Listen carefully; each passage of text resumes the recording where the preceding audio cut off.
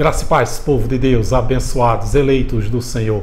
Aqui quem fala é Júlio Chaves, do canal Acorda, Povo de Deus, com mais uma mensagem da graça de Deus.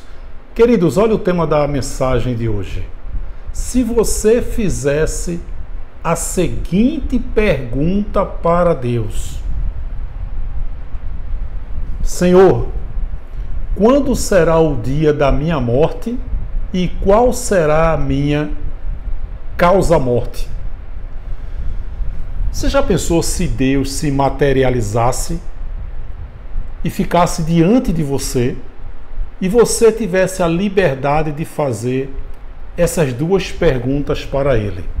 Senhor, quando será o dia da minha morte e qual será a minha causa-morte? O motivo que vai fazer com que a minha carne tombe e o Espírito volte para ti. E Deus respondesse para você: você vai morrer, a sua carne vai tombar de infarto no dia 20 de dezembro de 2080. Queridos, eu sei que as pessoas que estão iniciando na graça dificilmente vai compreender de imediato que tudo é da vontade de Deus. Não vai. Até eu, por exemplo, faz 6 anos que eu entendi o Evangelho da Graça, depois de ter passado 14 anos no sistema religioso evangélico, Paz e Vida, Batista e Assembleia de Deus. E o crescimento da graça e do conhecimento é um processo, todos os dias nós crescemos na graça e no conhecimento. Então, uma pessoa que veio do sistema religioso evangélico, por exemplo, e começa a entender a graça, certamente, de imediato, a priori, ela não vai acreditar que tudo é da vontade de Deus. Ela vai dizer uma frase que a gente ouvia muito no sistema religioso evangélico: Deus permitiu. Queridos, um Deus que é soberano não permite nada, Ele faz. Não existe essa de Deus permitir. Eu não queria que acontecesse, mas eu vou permitir. Eu não queria que acontecesse isso com ele, que ele terminasse desse jeito, mas eu vou permitir. Eu não queria que os 10 atletas do Flamengo morressem. Eu fiz planos para esses 10 atletas, mas o curto-circuito do ar-condicionado vai causar um incêndio e vai matar os 10 atletas do Flamengo. Eu vou permitir. Ou seja, seria o próprio Deus frustrando os seus próprios planos. Isso não existe. Repito, um Deus que é soberano não permite nada. Ele faz. Não existe permissão de Deus. Então eu sei que quando a pessoa entra na graça, isso aconteceu comigo e com todos, é um processo. Todo dia a gente cresce na graça e no conhecimento. Mas é uma questão de tempo para que a gente chegue a essa conclusão de que tudo, absolutamente tudo é da vontade de Deus, ou simplesmente ele não existe. É lógico que as religiões denominadas cristãs, elas têm um interesse de fazer com que as pessoas acreditem que tem um Deus que está lutando e guerreando. Você vê essa própria religião chamada graça que está aí, né? Que é um sistema religioso corrupto, que eu já venho denunciando há mais de 4 anos, prega um Deus que está lutando, que está guerreando, um Deus que não governa a nossa carne, um Deus que castiga, disciplina e açoita. Olha só, quanta heresia no nosso meio, né? Mas Deus levanta esses cães gulosos que estão aí na graça e levantam pessoas também para concordarem com essas pregações, essas heresias. O sistema religioso evangélico foi levantado por Deus. As religiões são levantadas por Deus. E Deus levanta pessoas. Como é que Deus ia levantar um cão guloso e não ia levantar alguém para seguir esse cão guloso? Tudo, absolutamente tudo, é da vontade de Deus. Todos estão fazendo a vontade de Deus. Tudo está no script de Deus. E isso faz com que a gente descanse. Eu sei que essa concordância, né, de que Deus é autor de tudo, absolutamente tudo, do bem e do mal. Isso aí é um processo que algumas pessoas alcançam mais na frente. Não é de imediato. Lógico, a gente foi contaminado, né, bombardeado com as mentiras do sistema religioso evangélico, a maioria de nós aqui, de todos nós. E é natural que nós acreditamos lá no sistema religioso evangélico que Deus estava guerreando com Satanás, e muitos entram aqui na graça acreditando que Deus está lutando e guerreando com a carne. Mas o fato de alcançar e chegar à conclusão de que tudo, absolutamente tudo, é da vontade de Deus, é um processo. Tem pessoas que entram em contato comigo aqui nos comentários e dizem: Júlio, eu discordava totalmente de você. Eu já cheguei, Júlio, a xingar você. E hoje eu concordo com tudo que você fala. Pessoas que dizem: Júlio, eu concordo com quase tudo que você fala. Tudo isso faz parte. Mas cada vez mais pessoas estão começando a acreditar que tudo é da vontade de Deus. O bem e o mal pertencem a Ele. Ele usa o bem e o mal para concluir os seus desígnios. Mesmo sabendo que toda crueldade, que toda desgraça, de tudo, está escrito, é de Deus. Eu nunca disse que Deus é mau, porque eu tenho um entendimento de que o final, quando a carne tomba, o final sempre é glorioso. É aí que Deus se manifesta, que Ele é lindo, que Ele é maravilhoso, que Ele é perfeito, que Ele é completo, que Ele é bom e que Ele é amor. Eu creio nesse Deus e é nesse Deus que eu propago aqui no canal Acorda, Povo de Deus. Eu não creio mais num Deus que está lutando e guerreando. Então, se Deus chegasse para você, Ele se materializasse, chegasse para você, depois da pergunta, quando você perguntasse a Ele: Deus, qual o dia que eu vou morrer e qual vai ser a minha causa-morte? E Deus respondesse para você: você vai morrer de infarto no dia 20 de dezembro de 2080. Você acha possível você morrer antes ou depois? Porque se isso acontecer, os planos de Deus foram frustrados. E isso não existe, gente. Um Deus que é soberano, um Deus que faz toda a sua vontade. Deus não está lutando, Deus não está guerreando. Por isso que eu descanso, porque eu acredito que se estiver no meu livro que eu vou morrer de infarto com 90 anos, eu não vou morrer atropelado, eu não vou morrer de nenhuma doença, porque nenhum dos teus planos pode ser frustrado. Eu sei que começar a acreditar nisso é um processo. A pessoa não começa a acreditar de imediato quando entende o Evangelho da Graça. Os filhos da livre, Paulo falou em Gálatas 4, do 21 ao 31, ele fala uma ilustração lá dos filhos da livre e os filhos da escrava. No 31 ele finaliza, Gálatas 4, 31. Mas nós, irmãos, não somos filhos da escrava, mas da livre. Então nós estávamos nesse sistema religioso evangélico durante décadas. Eu passei 14 anos, pessoas passaram 40, 50 anos, e alguns ex-pastores disseram: Júlio, eu aprendi errado e ensinei errado. Então nós nunca estávamos satisfeitos com esse sistema religioso. A gente sabia que tinha algo de errado quando nós ouvimos pela primeira vez uma mensagem da graça de Deus, glória a Deus. Tudo se encaixou, não é? Mas até esse entendimento, ele é a cada dia. A gente vai crescendo na graça e no conhecimento, e é natural que de imediato a pessoa não concorde que tudo é da vontade de Deus. Mas a pessoa começa a acreditar e fazer sentido, por exemplo, que inferno significa sepultura. Você já pensou se nossos amados irmãos evangélicos entendessem que inferno significa sepultura? Alguns evangélicos vão assistir essa mensagem e vão ficar curiosos, os filhos da livre. Outros não, outros vão me ofender aqui, vão colocar os comentários. Enfim, são os filhos da livre e filhos da escrava. Jesus, quando falou de inferno, ele se referiu ao Geena, que era um crematório, um lixão que havia por trás das muralhas de Jerusalém. Nesse Geena crematório jogava-se animais e pessoas mortas, enxofre, o fogo não se apagava e os vermes brotavam. Esse crematório hoje é um ponto turístico de Israel. Então Jesus, quando falou de inferno em Mateus, ele se referia ao Geena. O seu pastor sabe disso, mas ele nunca vai falar isso para você. Se inferno significa sepultura, O que é que esse tal de Satanás está fazendo na Terra? O diabo só se manifesta naquelas pessoas que acreditam nele e nos demônios também.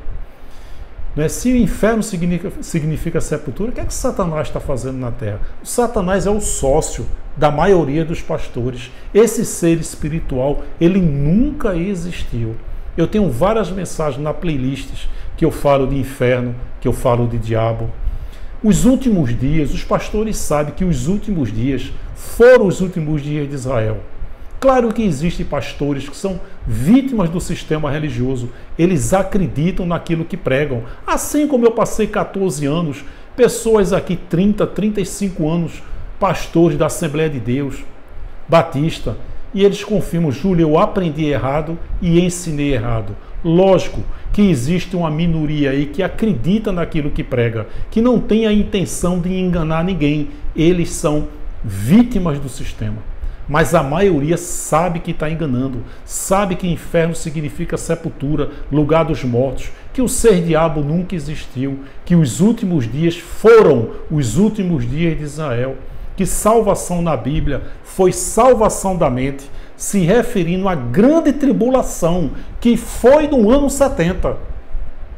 Sabe que pecado não existe mais. Pecado era transgressão das leis. Está lá em 1 João 3,4.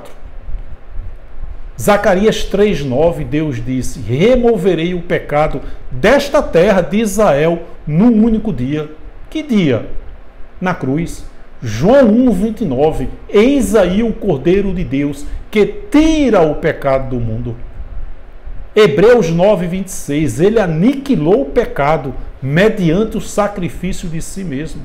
Romanos 5,8, quando ainda éramos pecadores.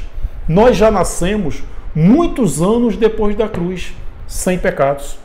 Paulo e os demais judeus viveram o período transitório antes da cruz, pecadores, 613 leis da Torá. Foi exatamente essas 613 leis da Torá, que era o pecado, que Jesus aniquilou com o seu sangue na cruz. Então, antes da cruz, pecadores. Depois da cruz, Romanos 5,8, quando ainda éramos pecadores. O que significa éramos? Um filho da livre, que ainda é evangélico, evangélica, ele vai compreender essa mensagem, vai pesquisar, vai sondar, e daqui a pouco ele está dando o testemunho dele para a glória de Deus. Os filhos da escrava vão me ofender aqui, porque eles não compreendem de maneira nenhuma a diferença de pecado, que era a transgressão de leis, com um errar a da carne. Como é que eu não sou pecador? Ontem eu avancei um sinal, ontem eu olhei para uma mulher, ontem eu soneguei um imposto, hoje eu chamei um palavrão, eu fiz isso, fiz aquilo. Como é que eu não sou pecador? Então o sistema religioso tem interesse que entendamos que nós somos pecadores. Porque se você acreditar que você é perfeito, como disse Paulo em Colossenses 2,10, estáis perfeitos nele. Nele temos a plenitude, perfeito e completo. Se você compreender isso, se o seu pastor pregar isso, vai ser menos um dizimista e menos um ofertante. Mas nunca você coloca seus pés nesse lugar chamado de igreja. São verdadeiras arapucas, alçapões, e muitas delas são verdadeiros antros, lugar asqueroso propenso à corrupção. Você vai ser chamado de afastado e desviado para a glória de Deus. Nós estamos afastados e desviados desse maldito sistema religioso cruel, perverso e às vezes muito corrupto. Como nossos amados irmãos evangélicos estão sendo enganados. Então, salvação na Bíblia nunca foi do Espírito. O Espírito nunca esteve em estado de salvação nem condenação. Ele veio, participou de carne e sangue, Hebreus 12,14, e o Espírito volta. Só o Espírito volta com um novo corpo glorioso igual ao dele. Eclesiastes 12,7, Filipenses 3,21. Quem é que entende isso? Só os filhos da livre. Então, com relação ao tema da mensagem, se você fizer essa seguinte pergunta para Deus: Senhor, quando será o dia da minha morte e qual será a minha causa-morte? e Deus respondesse: você vai morrer de infarto no dia 20 de dezembro de 2080. Gente, é lógico que você, se Deus determinou isso aí para você, você não vai morrer um dia antes, nem um dia depois. Você não vai morrer atropelado, nem assassinado, nem vítima de nenhuma doença. Porque os planos dele não podem ser frustrados. Quando você começa a acreditar nisso, que tudo é da vontade de Deus, você descansa, você tem uma paz indescritível. Eu vi recentemente num canal de um ateu, né, que ateu agora virou profissão, né? Antigamente você conhecia um ateu, eu tenho um amigo que é ateu, hoje você abre o YouTube, está lá, os ateus ganhando dinheiro propagando a inexistência de Deus. Interessante que eles pregam a palavra, né? Paulo mentiu quando ele disse isso. Pois, se Paulo não existiu, como é que ele mentiu? Você vê que é a verdadeira contradição, né? Então, ateísmo virou uma profissão bastante rentável. E por que o ateísmo está crescendo? Porque a religião fracassa. O camarada chega numa religião evangélica, ele pensa que está no lugar certo, né? Claro, espiritualmente falando, todos estão fazendo a vontade de Deus.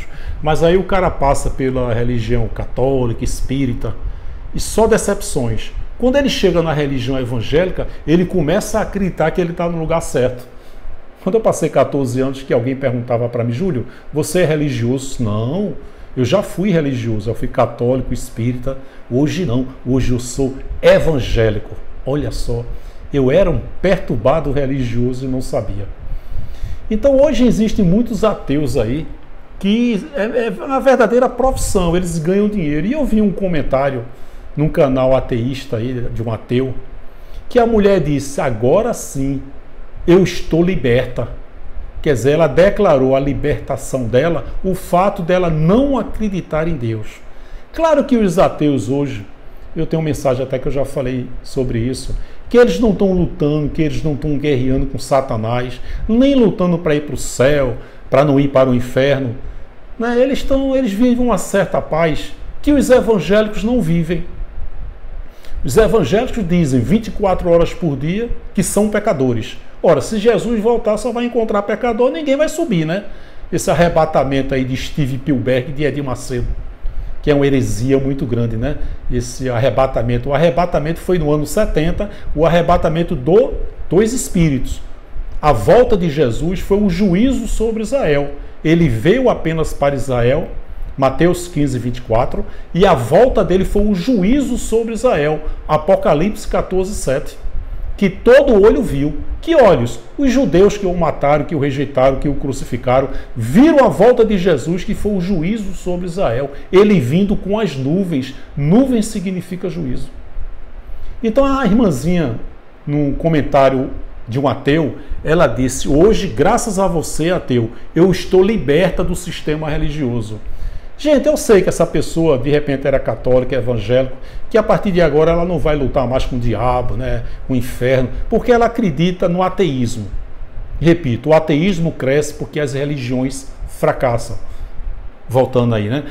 A pessoa chega na religião evangélica, pensa que está no lugar certo. E depois descobre que realmente é um verdadeiro engano. Como nossos amados irmãos evangélicos estão sendo enganados. Então é natural que a pessoa vai para a religião evangélica pensando que está na verdade, se decepciona totalmente em todos os sentidos, e para ir para o ateísmo é um passo. E ela disse: eu agora estou liberta, como se ela tivesse saído da religião evangélica e dissesse: agora eu não acredito em Deus e eu estou numa paz muito grande. É verdade que ela não está lutando nem guerreando com Satanás, inferno, mas para pensar, uma pessoa viver nessa vida acreditando que quando morrer tudo se acaba.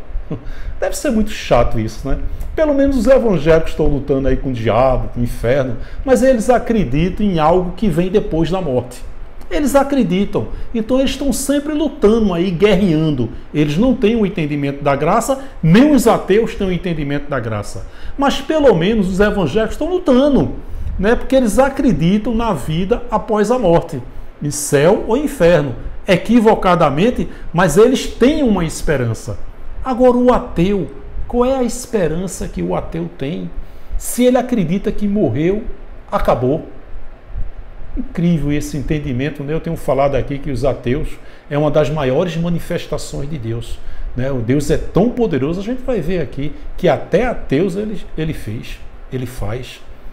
Quer dizer, que por trás de todo o ateu, principalmente esse, não estou generalizando, esses que estão aí na mídia, né, na internet ganhando dinheiro, se você pegar o histórico dele, o testemunho dele, pode ficar certo que existe alguma frustração. Ele manifesta o ateísmo porque, na verdade, ele tem raiva de Deus. Vou ajeitar aqui. Na verdade, ele tem raiva de Deus. Ele, sei lá, a mãezinha dele morreu muito nova por uma doença. Ele enterrou um filho, enterrou o pai morreu tragicamente.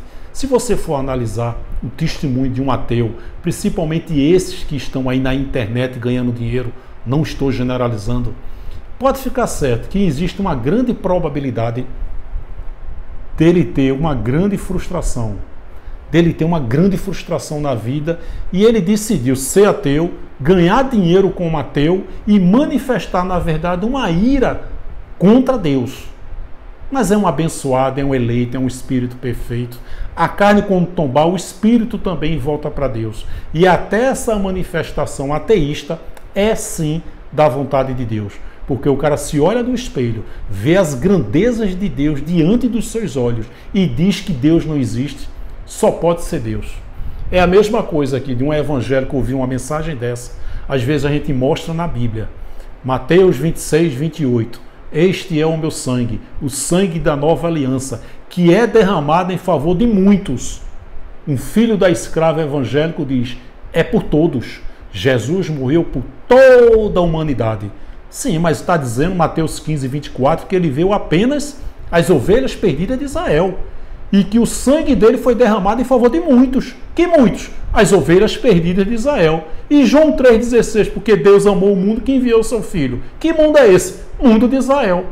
Só que eles não compreendem isso, eles leem. A gente mostra Mateus 26, 28. Este é o meu sangue que é derramado em favor de muitos. Ele diz, é por todos. Eu disse, mas Jesus disse que foi muitos, mas o meu pastor disse que é todos. Ou seja, não adianta.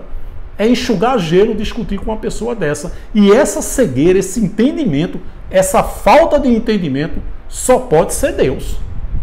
Não tem outra explicação. Só pode ser Deus. Então, que prazer a pessoa tem em viver nessa vida, nessa terra, sabendo que quando morrer acabou tudo? Qual é a esperança que a gente vai dar para o nosso filho? Né? O ateu, ele vai ensinar o seu filho a dizer que Deus não existe. E essa criança vai crescer acreditando que morreu, acabou. Que coisa chata, né? Sem perspectiva nenhuma. Então vamos lá. Então você vai morrer de infarto no dia 20 de dezembro de 2080. Eu creio que não vai ser um dia antes nem um dia depois. Olha só, duas traduções aqui do Salmo 139, 16, que fez com que eu compreendesse essa passagem. Por isso que a minha oração nunca é pedindo algo para Deus. Sempre é de agradecimento. Eu não peço nada a Deus. Porque eu creio que tudo já aconteceu. Nossos amados irmãos evangélicos nunca ouviram isso que eu vou dizer aqui agora. Esse livro aqui, meu querido, minha querida, você que é evangélico, evangélica, de repente você está ouvindo uma mensagem minha pela primeira vez. Esse livro aqui, a Bíblia, é um livro histórico. Isso é um absurdo para muitas pessoas, né? Isso aqui não é profético. Aqui não existe mais, eis que te digo, assim diz o Senhor. Esse livro aqui, de Gênesis a Apocalipse, foi 100% para Israel.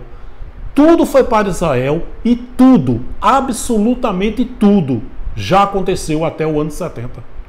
É graças a esse livro histórico que nós conhecemos o nosso Deus. A manifestação de Deus para com o seu povo, Israel. E a manifestação de Deus está contada aqui, nesse livro histórico. Não é mais profético. Não existe mais pastores e muito menos profetas. Todas as profecias foram para Israel e todas elas já foram cumpridas até o ano 70. A Bíblia é um livro histórico. Mateus, Marcos, Lucas e João não são evangelhos. Mostra na Bíblia onde diz Evangelho de Mateus, de Marcos, de Lucas, de João. Não tem. São livros históricos que contam a vida terrena de Jesus de Nazaré. Os pastores não têm interesse em separar o Jesus de Nazaré do Cristo ressuscitado. O antes da cruz com o depois da cruz. Eles colocam tudo num bolo só. Eles são contadores de histórias. E o interesse do sistema religioso é levar medo e terror, ministério de condenação e morte e práticas judaicas. Batismo nas águas, Páscoa judaica, que vocês chamam de Santa Ceia. Isso é judaísmo, gente. Nós estamos na graça, no ministério da fé, do Espírito. Não tem mais sacrifícios, não tem mais cerimonialismo. O batismo foi na cruz, o velho homem ficou na cruz. Romanos 6, 3 e 6. Isso é um escândalo para os evangélicos. Agora, muitos estão ouvindo essa mensagem pela primeira vez. Se forem filhos da livre, daqui a pouco estão dando um testemunho. Então olha só o que Deus diz no Salmo 139:16, tradução NVI. Os teus olhos viram o meu embrião. Todos. Não foram alguns não. Todos, 100%, totalidade, unanimidade. Todos os dias determinados para mim foram. Não serão. Não é futuro. Não é presente. É passado. Foram. Todos os meus dias determinados para mim foram escritos no teu livro. Quando? Quando você aceitou Jesus, essa grande fonte de renda? Não, antes de qualquer deles existir. Interessante, incrível esse salmo, né? E olha a tradução NTLH, nova tradução da linguagem de hoje. Tu me viste antes de eu ter nascido. Antes de eu ter nascido. Os dias que me deste para viver foram todos escritos no teu livro, quando ainda nenhum deles existia. Gente, isso é um Deus soberano, que essa religião graça anula, quando diz que Deus não governa a carne, quando diz que Deus castiga, disciplina e açoita. É uma heresia até no nosso meio, nesse sistema religioso corrupto aí, chamado religião graça. Então veja aí, Eclesiastes 3,15, o que é presente, o que é presente, já foi, já aconteceu, já é passado. Por isso que eu digo, o futuro para a gente, para mim, para você, é passado para Deus. Como é que eu vou orar, pedir algo para Deus que já aconteceu? O meu livro e o seu já foi fechado. Fazer um pedido para Deus é a mesma coisa de você pedir, Senhor, não deixa o avião da Chapecoense cair. Já caiu. O que é presente já foi. E o que há de ser, o futuro, também já foi. Já aconteceu. Como é que você vai pedir algo para Deus? Já aconteceu. E a oração não muda a Deus, porque se a oração muda a Deus, ele não é soberano. Essa é a diferença do que eu prego aqui no canal Acorda Povo de Deus, das religiões, principalmente essa religião graça aí. Eles anulam a soberania de Deus. Eles dizem, da boca para fora, Deus está no controle de tudo. Nossa, mas essa morte aí não foi da vontade de Deus, não. Essa pandemia aqui não foi da vontade de Deus, não. Oi, isso é estar no controle de tudo? Isso é um Deus soberano?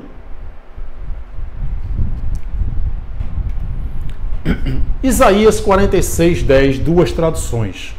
Que anuncia o fim desde o princípio. Olha só, a soberania de Deus. Ele anunciou o fim no script dele, desde o princípio. E desde a antiguidade, as coisas que ainda não sucederam, não aconteceram. Que digo, o meu conselho será firme e farei toda. O que significa toda? Toda a minha vontade. Por acaso tem uma vírgula aí? Dependendo do livre-arbítrio. Farei toda a minha vontade se a sua carne não me atrapalhar, porque eu não governo a carne. Isso é a religião graça aí que está pregando isso, essa heresia, e tem algumas pessoas que dizem, verdade, Deus levanta esse cão guloso que está aí na graça e levanta pessoas para sustentar ele. Isaías 46, 10. Farei toda a minha vontade. Isso é um Deus soberano que eu prego aqui. Outra tradução da NTLH. Desde o princípio, anunciei as coisas do futuro. Olha só, gente. Como é que esse Deus está lutando e guerreando? Como é que esse Deus não está fazendo toda a sua vontade? Desde o princípio, anunciei as coisas que iam acontecer, as coisas do futuro. Há muito tempo eu disse o que ia acontecer. Afirmei que o meu plano seria cumprido, que eu faria tudo o que havia resolvido fazer. Ele faz toda a vontade dele. Gente, Deus, ele não sabe o futuro. Que é isso, Júlio Chá? Tá maluco? Deus não é soberano porque ele sabe o futuro. Deus não está vendo. Deixa eu ver o que vai acontecer. Deus é soberano porque ele faz o futuro. É diferente. Você percebeu aí o entendimento da graça? A mente de Cristo ativada não diz apenas que ele é soberano porque ele sabe o futuro, não. Ele é soberano porque ele faz o futuro. Isso é muito mais além do que qualquer mente religiosa. Ele não é soberano porque sabe o futuro. Ele é soberano porque o futuro é feito por ele. Esse é o Deus que eu prego aqui no canal Acorda Povo de Deus. Eu prego esse Deus aí, ó. Sei que podes fazer todas as coisas. Nenhum são quantos? Nenhum dos teus planos pode ser frustrado. Tem alguma observação aí, um parênteses, uma vírgula, falando, desde que você me obedeça, desde que a sua carne me obedeça, desde que não prevaleça o seu livre-arbítrio. Muita gente aí refuta minhas palavras. Júlio, mas Deus deu livre-arbítrio. Gente, não existe livre-arbítrio. Se existe o livre-arbítrio, Deus não é soberano. Se existe o livre-arbítrio, ele não faz toda a sua vontade. Se existe o livre-arbítrio, os planos dele podem ser frustrados. Você lê na Bíblia, você tem algumas passagens que você até entende que é livre-arbítrio, mas não é. Porque se existe o livre-arbítrio, ele não é soberano. A vontade dele está condicionada à vontade minha. A sua vontade, porque ele deu o livre-arbítrio. Então a minha vontade está condicionada àquilo que você vai fazer. Não, gente, não existe. Se assim ele não é soberano, se assim ele não faz toda a sua vontade, se assim os planos dele podem ser frustrados. Você viu aí que as religiões têm interesse em fazer você acreditar que Deus está lutando, que Deus está guerreando. Você vê aí, vamos ganhar almas para Jesus, meu irmão. Que Jesusinho fraco. Eles não entendem que quando Pedro pregou em Pentecostes, 3.000 almas foram salvas. Essas 3.000 almas foram salvas da grande tribulação que foi no ano 70.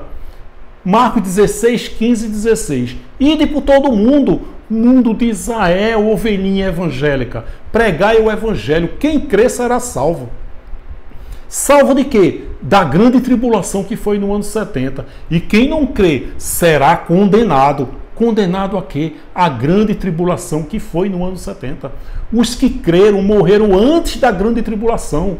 O espírito dormiu, ficou inerte. Por isso que Paulo e Jesus diz, alguns dormem no Senhor, porque no ano 70 houve a ressurreição dos espíritos. Os que creram não passaram pela grande tribulação, que foi a invasão do general Tito sobre Jerusalém. A história confirma isso. E o que prova que João concluiu o Apocalipse antes do ano 70. Ele estava aqui nas vésperas desse grande acontecimento. No ano 70 aconteceu a grande tribulação, a parúzia, que foi a volta de Jesus, e a ressurreição de todos os espíritos. Por isso que Jesus disse a Pedro, e as portas do inferno não prevalecerão sobre a minha igreja. Ou seja, e as portas da sepultura. Porque antes do ano 70 prevalecia a sepultura, o inferno, o espírito ficava junto do corpo. Jesus disse, não vai prevalecer, Pedro. No ano 70 houve a ressurreição. Do ano 70 para cá, o espírito não vai mais para o inferno, não vai mais para a sepultura, porque Jesus disse, não vai prevalecer o inferno, a sepultura. Até o ano 70 prevalecia. Do ano 70 para cá, o espírito volta para Deus com um novo corpo glorioso igual dele. Então, sei que podes fazer todas as coisas. Nenhum dos teus planos pode ser frustrado. Jó 42, 2, tradução NVI. Deus falou que ele causa o bem, que ele causa o mal, que ele causa a desgraça. Gente, não é questão de entendimento, de revelação, mente de Cristo ativada, olhos iluminados. É simplesmente ler sem o véu da religião. Eu formo a luz e crio as trevas. Eu faço a paz e crio o mal. Eu, o Senhor, faço todas estas coisas. Outra tradução. Eu formo a luz e crio as trevas. Promovo a paz e causo a desgraça. Eu, o Senhor, faço todas essas coisas. Aí assim, o sistema religioso graça, esse sistema religioso corrupto, diz que essa palavra aqui foi para Ciro. Gente, realmente no Isaías 45:1 ele está se referindo a Ciro. Mas você acha que tudo isso que ele fala não é uma manifestação do poder de Deus? Quer dizer que quando ele fala para Jeremias, não foi para Jeremias. Quando ele fala para Davi, não foi para Davi, foi para todo mundo. Agora aqui, para Isaías, quando Isaías fala isso, não, foi para Ciro.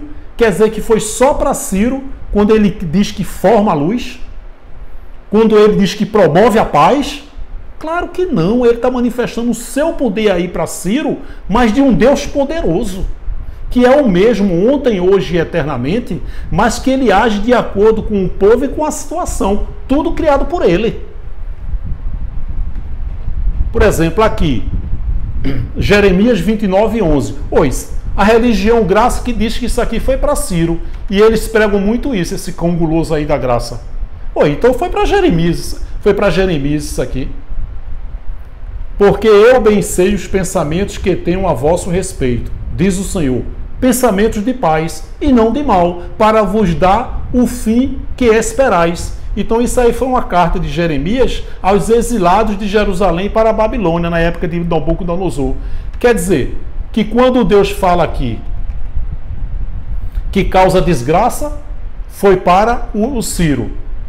Quando ele fala aqui que a paz é para nós, separar, não. Aqui foi uma manifestação de um Deus numa época para um povo. Aqui é uma manifestação de Deus para um outro povo. Ele age de acordo com a situação, criada pelo próprio Deus. Não significa que é um Deus de dupla personalidade. Você vai ver aqui o que Jesus disse em Mateus.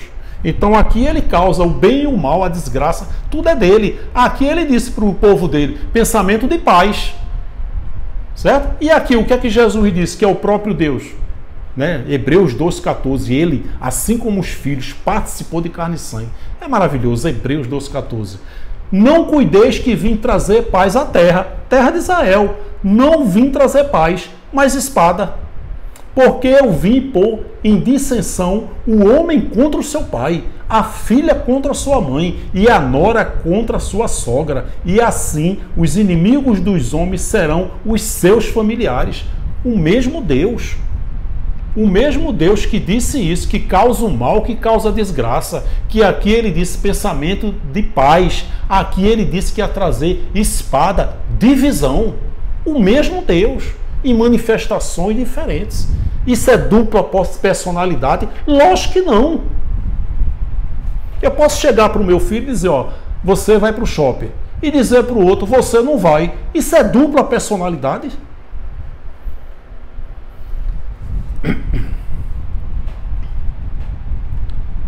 Gente, 1 Samuel 15:3.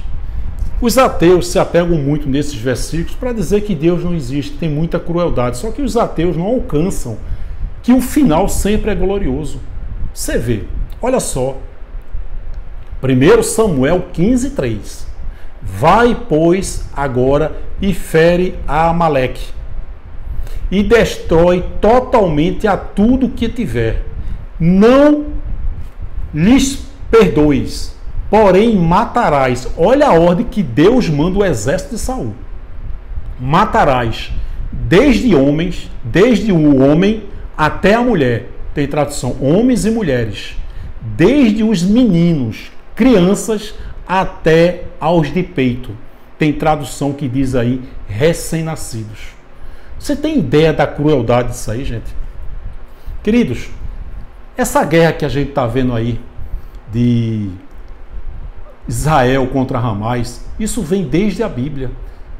Isso aí é a herança, são os descendentes de Sara e Agar. Você lembra aí os filhos da livre e os filhos da escrava, que eu falo tanto aqui no canal, né? De Gálatas 4, 21 ao 31. Isso é a descendência de Sara, que gerou Isaac, e de Agar, que gerou Ismael. Os palestinos, eles são a descendência de Ismael. Amaleque, você vê aqui, ó. Vai, pois, agora e fere a Amaleque. Os amalequitas, Amaleque era o rei dos amalequitas. Se você ler aí Deuteronômio 25, do 17 a 19, Deuteronômio 25, 17, 18 e 19, você vai ver o que Amaleque fez, os amalequitas fizeram contra o povo de Israel. E isso manifestou uma ira de Deus, prometendo acabar com todos os amalequitas. Por isso que chegou aqui e disse, mata todos os amalequitas, não os poupem, homens, mulheres, crianças e filhos de peito, filhos que amamentam. Amaleque, ele era neto de Esaú, né? Neto de Esaú, irmão de Jacó. Você vê que tudo está na Bíblia. Então, aquele povo que tinha ódio de Israel está na Bíblia. É justamente a descendência de Isaac e de Ismael. Agora eu pergunto a você. Eu sei que é uma pergunta forte e às vezes está escrito e a gente não aceita. Isso que aconteceu aqui, isso que está acontecendo no Hamas, gente, humanamente falando, eu acho uma barbárie, eu acho um absurdo, eu não compactuo com isso, eu acho uma coisa absurda. Com certeza. Eu fico triste aí em ver pessoas defendendo aqui no Brasil o Hamas. Eu acho isso um absurdo. Foi uma crueldade. Agora eu não tenho como negar que é de Deus. Qual é a diferença do que está acontecendo hoje nessa guerra de Israel e o Hamas? Qual a diferença do que está acontecendo hoje e disso que aconteceu aqui? Você já pensou nessa guerra aqui que Deus manda o exército de Saul destruir, aniquilar os amalequitas e disse, não os poupem, homens, mulheres, crianças e recém-nascidos. Você imagina assim, claro que isso não aconteceu, mas se uma pessoa chegasse para os amalequitas e dissessem, olha, o exército de Saul vai matar todos vocês, e o pai e a mãe chegassem e dissessem para os seus filhos, até para o filho que amamenta, vamos dizer que ele tivesse um entendimento, olha, papai e mamãe está dizendo aqui a vocês, está vendo esse exército de Saul que está aqui na frente? Estou vendo papai, estou vendo mamãe. Eles vão matar mamãe, papai e vocês. Nossa, que foi que nós fizemos, mamãe? Um recém-nascido. Que foi que eles fizeram? Um recém-nascido, a criança é inocente, é pura. Eles não são inimigos de ninguém. Uma criança e um recém-nascido. Mas Deus mandou o exército de Saul matar todos os amalequitas. Na história, Saul poupa o rei Amaleque. E Samuel chama a atenção de Saul. Você não obedeceu a Deus. Ele disse, não, eu obedeci. Não obedeceu. Você poupou o rei Amaleque. Samuel manda chamar o rei Amaleque e Samuel esquarteja o rei. Qual é a diferença do que está acontecendo hoje nessa guerra e esse episódio aqui? Tu consegue imaginar como foi isso aqui, esse massacre aqui, feita pelo próprio Deus? Agora, os espíritos dessas pessoas que estão morrendo aí na guerra de Israel, estão aonde? Com um novo corpo, glorioso igual dele, vendo o Senhor como ele é. Viu aí que o final, por mais trágico e estarrecedor, por mais cruel que seja, o final sempre é glorioso. É nesse Deus que eu prego. Gente, eu não acredito num Deus que está lutando e guerreando. ou tudo é da vontade dele, ou ele não existe. Esse entendimento, você que é um filho da livre, mais cedo ou mais tarde você vai concordar comigo. É questão só de tempo, porque você vai chegar à conclusão. Você faz aquelas 3 perguntas. Deus sabia que ia acontecer? Sabia. Deus poderia ter evitado? Poderia. E por que não evitou? Porque essa tragédia foi da vontade de Deus. Deus pode acabar com a pobreza e a miséria? Pode, porque não acaba. Porque a pobreza e a miséria fazem parte dos planos de Deus. A pobreza e a riqueza são de Deus. Ninguém é rico por mérito, nem pobre por incompetência. Tanto o rico quanto o pobre estão fazendo a vontade de Deus.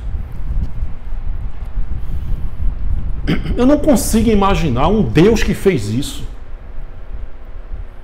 Que os ateus me perdoem. Porque tudo que existe, que foi criado, existe um Criador. Essa taça aqui, essa caneca aqui, alguém criou isso aqui. Alguém criou isso aqui. Isso aqui foi uma ideia da mente de um humano. Claro, tudo é Deus. O homem não inventa nada, o homem não cria nada. Tudo é Deus. O avião, a internet, tudo é de Deus. O homem não é inteligente coisa nenhuma. A inteligência do homem é 100% Deus. Deus deu na cabeça do homem assim, para ele criar isso aqui. Se existe uma matéria, se existe algo, alguém criou. O homem criou isso aqui. Claro, com a mente de Deus. Tudo, esse controle aqui, se existe, alguém criou. Essa camisa aqui, alguém criou. Esse lapela aqui, microfone lapela, alguém criou. Esse óculos aqui, alguém criou. Esse monitor aqui, alguém criou. Gente, quem foi que criou isso aqui? Me perdoe os ateus. Quem criou isso? Alguém criou isso. Ah, não, houve uma explosão. Bum! 8 bilhões de digitais diferentes. Se o Sol fosse mais próximo da Terra, queimaríamos. Não existiam humanos na Terra. Se a Lua fosse mais próxima da Terra, isso aqui seria um congelador. Não haveria sobreviventes, nem nasceríamos. Tudo perfeito. Nos mínimos detalhes, o cuidado de Deus, o zelo de Deus em tudo, gente. Os dons, as profissões, tudo isso, dons de Deus. Enquanto pessoas, quando vê um vira-lata, um cachorro vira-lata na rua, sai daqui, quero não, a gente rejeita normalmente. Deus levanta pessoas para abraçar, para dar carinho, para levar para casa, para cuidar. É o biólogo, é o veterinário, é o mecânico, é o eletricista, é o padeiro. Eu vejo tudo isso, gente. Manifestação de Deus, o zelo de Deus, o cuidado de Deus. Quem criou isso? Pergunta aí aos ateus. Isso aqui foi consequência do Big Bang. O homem foi a evolução, veio do macaco. Por que Chita, a macaca de Tarzan, não virou mulher? Morreu com quase 100 anos e não virou mulher. Quem foi que apertou o botão e disse: a partir de hoje os macacos não vão virar gente? Isso é uma insanidade, mas não é insanidade, é poder de Deus. Eu pergunto aí aos ateus, quem criou isso? Essa riqueza de detalhe, quem criou? Você abre um animal desse, aí você vê o coraçãozinho, vê o pulmão, vê o cérebro. Não tem alma, é instinto. Né? Ele não pensa, ele não raciocina. Mas quem criou isso aí, gente? Quem criou isso aqui? Se existe, alguém criou. Alguém disse vai ser assim, ó, vai ter um nariz, 2 olhos. Quem criou isso, gente? Responda aí, ateus, para mim, quem criou isso? Porque simplesmente abrir a boca e dizer que Deus não existe é muito fácil. Dizer que esse livro aqui não existe, que foi feito por homens, nem nos dias de hoje um homem seria capaz de fazer um livro desse. 300 profecias messiânicas, todas cumpridas. 2.000 profecias, todas cumpridas. Cada vez mais a ciência encontra vestígios de algo que aconteceu na Bíblia. Está aí os cientistas provando muitas coisas que aconteceram aqui estão aparecendo agora, que prova a existência desse livro. E foi sim inspiração divina. Tudo se encaixa, tudo é perfeito. Em pleno século XXI, é impossível um ser humano hoje fazer um livro desse. Escrito ao longo de 1.500 anos por mais de 40 autores que não se conheceram, que profetizaram 1000 anos antes e aconteceu. É lógico que houve inspiração divina, porque se não tivesse havido inspiração divina, esse livro já teria caído por terra. Simplesmente abre a boca e diz, isso é um livro qualquer, isso nunca existiu, Jesus não existiu, Deus não existe, só da boca para fora. Então me diz quem foi que criou isso aqui. Quem criou o sol, a lua, as estrelas, o universo, o mar, os peixes, quem criou isso aqui? Quem criou isso aí, essa riqueza de detalhes? Uma lista preta, uma lista branca, uma lista preta, uma lista branca. Quem criou isso? Foi o Big Bang. Bum, isso aqui aconteceu. O gênero masculino, feminino, o sexo, o nascimento de uma criança. Tudo isso foi obra do acaso. É muita fé e é muito poder de Deus na mente dos ateus. Tá de brincadeira, né, gente? Quem criou essa coisa linda aqui, gente? Olha só. Se isso existe, alguém criou. Isso passou na mente de alguém. Quem? É muita fé o cara ser ateu, viu? É poder de Deus. Quem criou isso, gente? Desenho perfeito. Que obra maravilhosa. Que coisa linda. Quem criou isso? Quem criou? Se foi obra do acaso. Quem criou? Fala aqui, ateu. Você que é ateu. Quem fez isso? Quem fez a boquinha, os dentes de leite, depois cai, nasce o de osso, as duas orelhas, os dois olhos, a cor da pele, essa pele maravilhosa, privilegiada que é a pele negra. Quem criou isso? Quem fez? Porque se existe, alguém criou. Quem criou? Dá uma assistida aí nesse filme aí. Vou mostrar a vocês aí esse filme. 4 minutos para a gente finalizar. Milhões de espermatozoides são depositados no Quem fez isso? vagina, entram através do colo do útero e percorrem o útero até as trompas.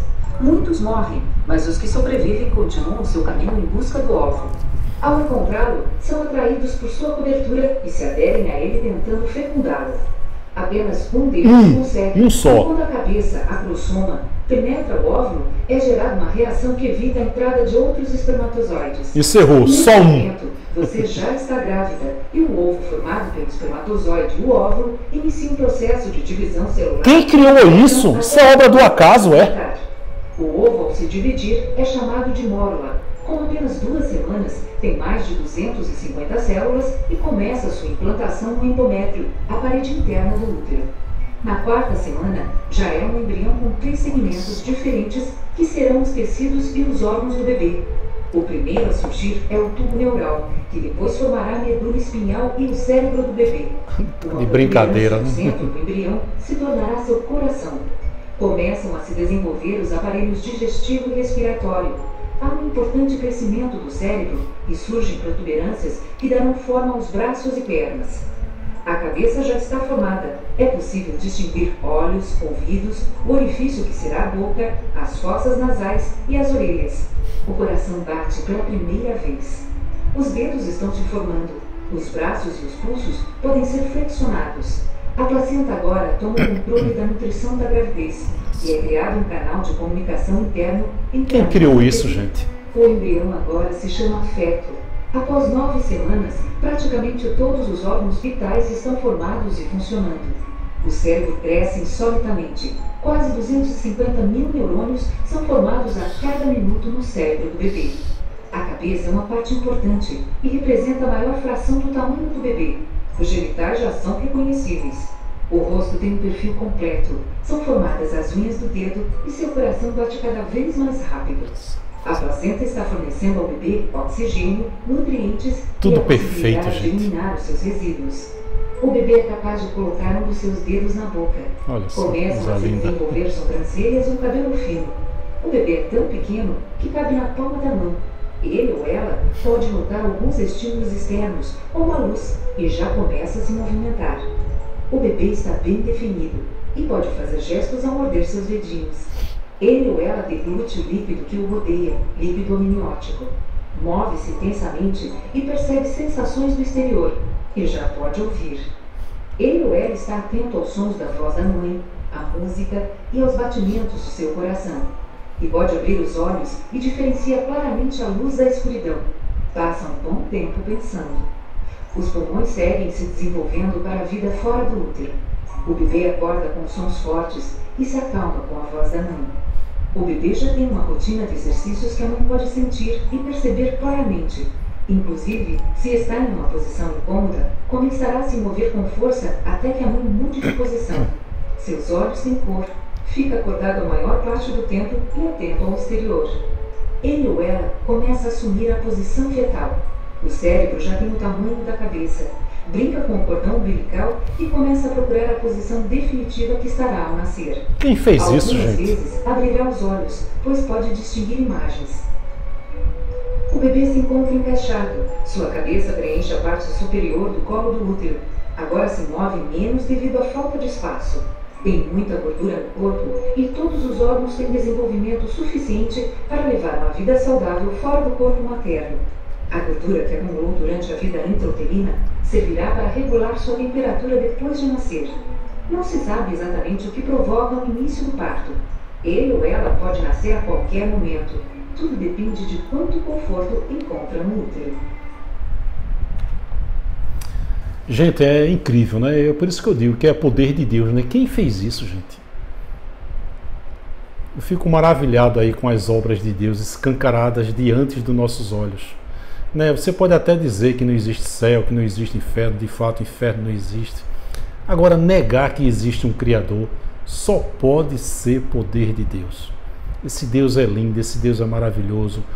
Por mais que as coisas às vezes demonstrem serem cruéis, diante de uma desgraça, gente, a carne sofre. Né?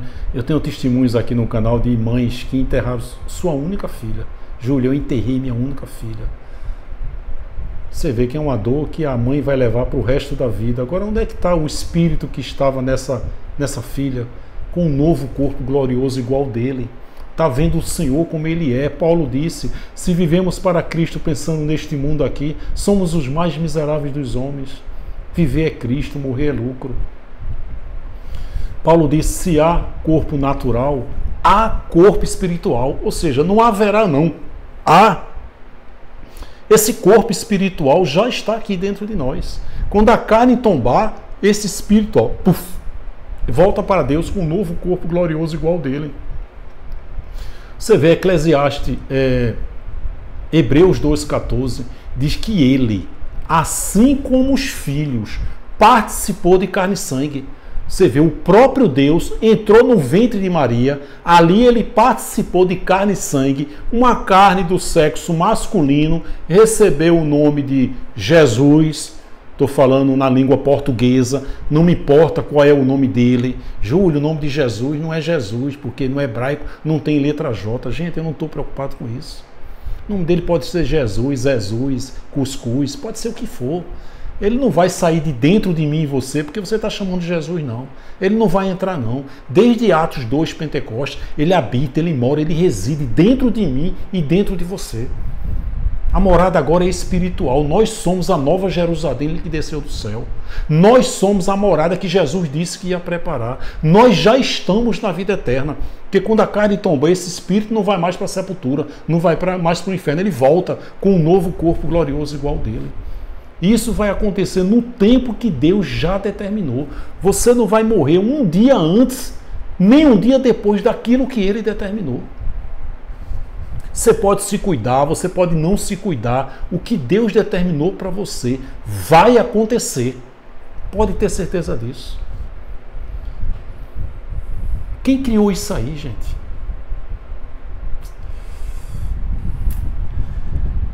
É isso aí, meu querido. Isso é uma mensagem aí que prova que o Deus que eu prego aqui é um Deus soberano, é um Deus perfeito. É um Deus bom, um Deus que é amor, que é lindo, é maravilhoso. É esse Deus que eu propago aqui no canal Acorda, Povo de Deus. Peço que você acesse a playlist. Na playlist eu tenho muitas mensagens focadas em determinados temas. Tem muitas pessoas que fazem perguntas e está cada vez mais difícil responder perguntas. Está cada vez mais difícil. Meu dia está muito corrido e a quantidade de pessoas interagindo aumentou muito, gente. Eu não estou com condições de responder todas as perguntas, eu peço desculpas. Na playlist tem muitas mensagens só focadas em determinados temas.